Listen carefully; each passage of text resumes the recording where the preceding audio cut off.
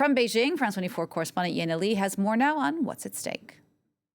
This is President Lula's first visit outside the Americas since his re-election, and the world is waiting to see if he can come up with a peace club in the coming days. President Lula wants President Xi Jinping to join him in creating a group of countries to mediate the end of the war in Ukraine. And Lula arguably has a little bit more credibility to initiate such a proposition than his Chinese counterpart.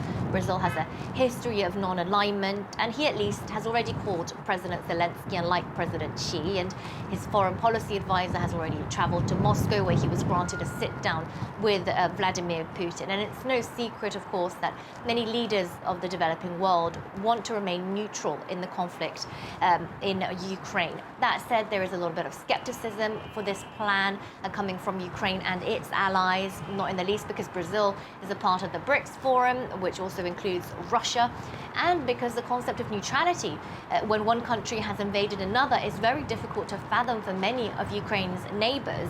Just last week also, President Lula publicly suggested that Ukraine should give up Crimea in exchange for peace, and that idea was swiftly rejected by Kyiv.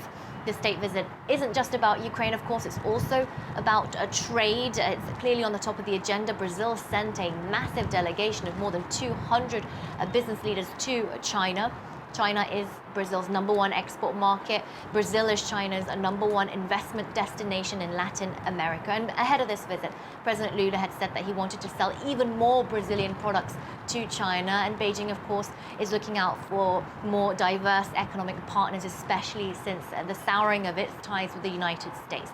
Brazil and China are to ink around 20 bilateral deals by the end of the week. France 24's Yena Lee.